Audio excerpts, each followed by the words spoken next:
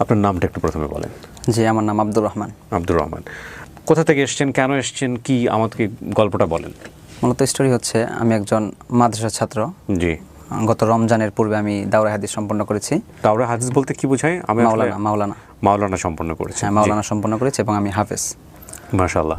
ওকে, তারপর? So first in 2019 I was studying in a madrasa located in Jatrabari. Okay. So for the first time I realized that English language is very important and it creates job opportunities, career opportunities and personal growth.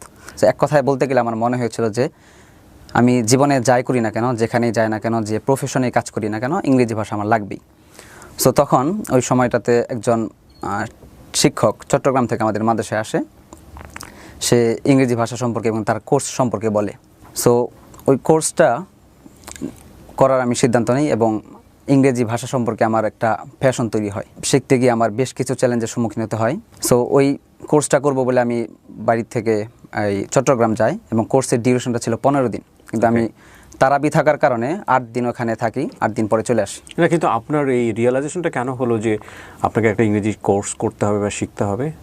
আসলে আমার এই online থেকে, তারপরে cousin যারা ছিল তাদেরকে দেখে মনে হয়েছিল যে ইংরেজি ভাষা লাগবেই। আচ্ছা।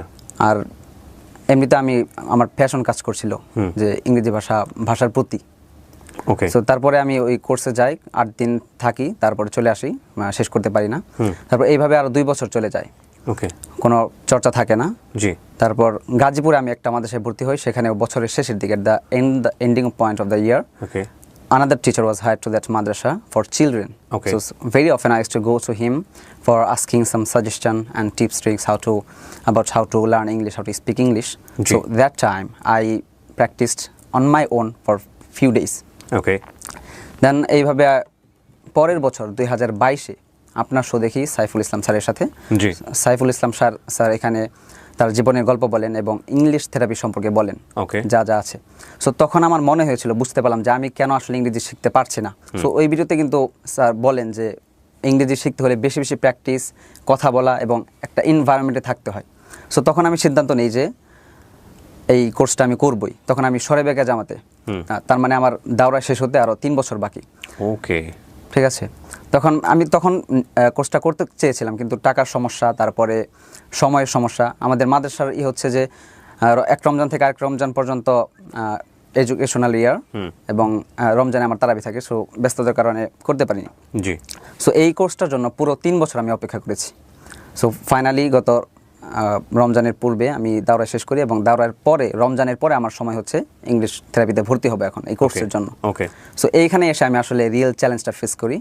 সেটা হচ্ছে আমার বাবার কাছে এই কোর্সটা করার জন্য টাকা চাই, কিন্তু আসলে আমার বাবা দীর্ঘদিন সৌদি আরবে কাটিয়েছে প্রবাসে।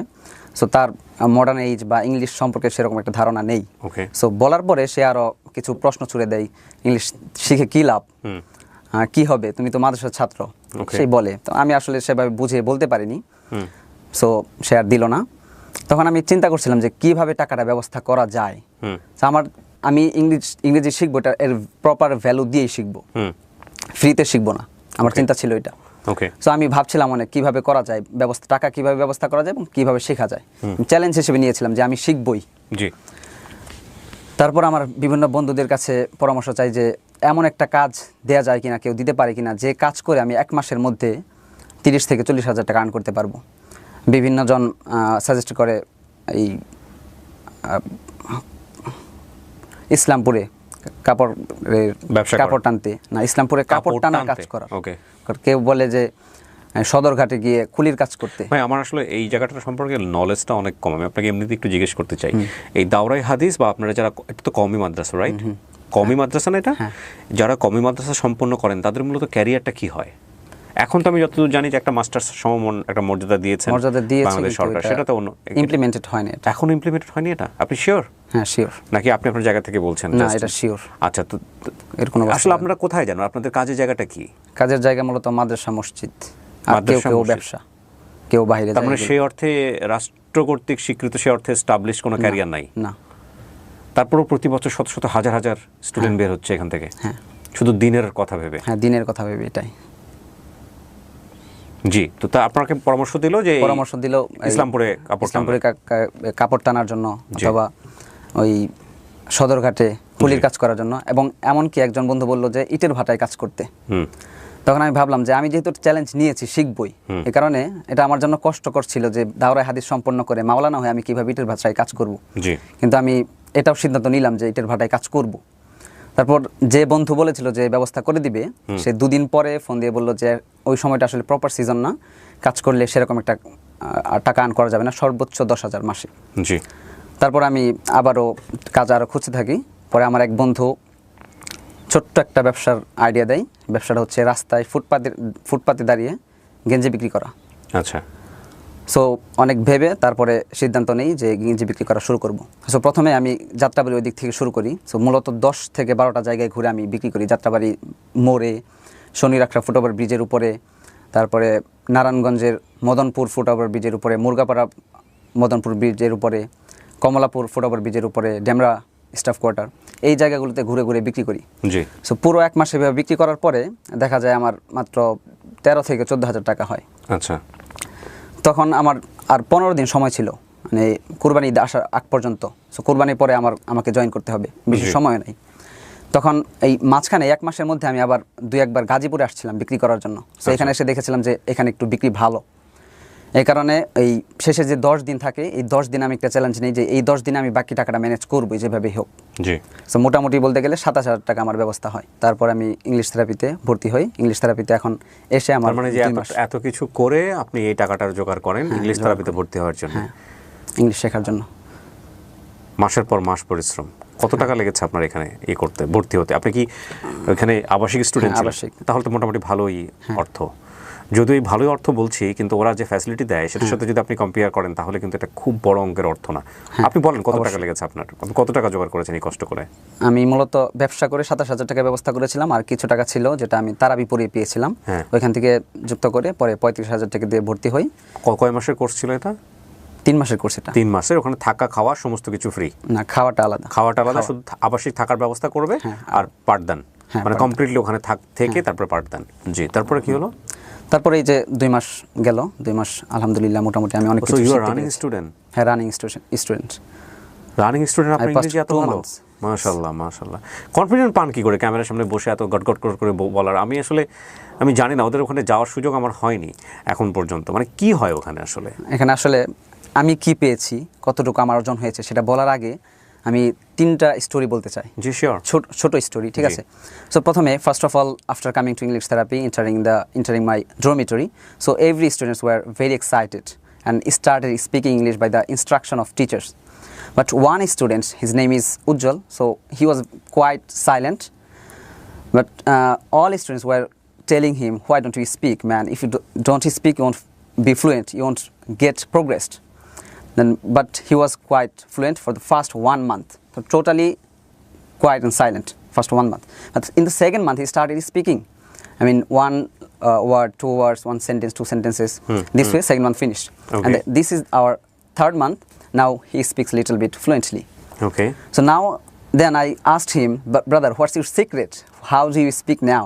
He said, first month was like my input. I just listened to you all, listened to all teachers of English therapy, all staff of English therapy, and after 1 month, automatically I can speak now.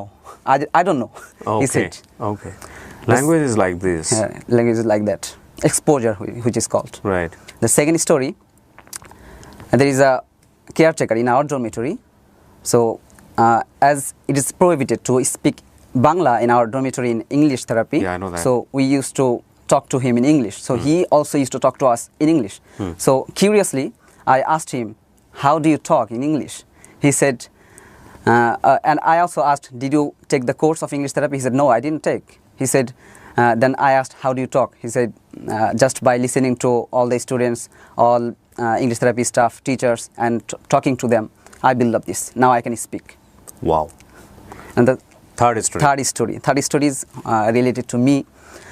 So after coming to English therapy, for the first 7 days, I was overthinking that maybe I'm not getting progress, nothing is happening, nothing is going to happen. Yeah. Then 7 days this way passed, and after 10 days I went home. And before coming to English therapy, very often I used to talk to my friend for practice purpose. Then after 10 days I talked to him, and English, the reason behind coming to English therapy was only my confidence, natural flow of speaking and rhythm of speaking. So তার সাথে কথা বলার পরে আমি এই পুরো confidence, natural flow, natural rhythm speaking and কনফিডেন্সটা feel করি। Beautiful, perfect. সো আপনার প্ল্যান কি ইন ফিউচার? আমার ফিউচার প্ল্যান হচ্ছে, আমি আগে বলেছিলাম যে I am passionate about English language, so I want to work in this field in future ইনশাল্লাহ। ইনশাআল্লাহ। আপনি কোরআনের হাফেজ, Yeah. শোনাবেন আমাদেরকে অল্প একটু, যদি আপনি কোনো কিছু মনে না করেন, যে কোনো জায়গা থেকে। أعوذ بالله من الشيطان الرجيم بسم الله الرحمن الرحيم الذين جعلوا القرآن عضين فوربك لنسألنهم أجمعين عما كانوا يعملون فاصدع بما تؤمر وأعرض عن المشركين إنا كفيناك المستهزئين صدق الله العظيم। মাশাআল্লাহ, আল্লাহ আপনার মনোবাসনা পূরণ করুক। আপনি 2 মাসে যে প্রোগ্রেস করেছেন, আমরা বিশ্বাস করি আপনার প্রোগ্রেস আরও ভালো হবে এবং ইনশাআল্লাহ ইন ফিউচারে আপনি আপনার যে কাঙ্ক্ষিত লক্ষ্য আছে সেই লক্ষ্যে পৌঁছাবেন। থ্যাংক ইউ সো মাচ আমাদের এখানে সময় দেওয়ার জন্য। ভালো থাকুন আপনি। ওয়েলকাম।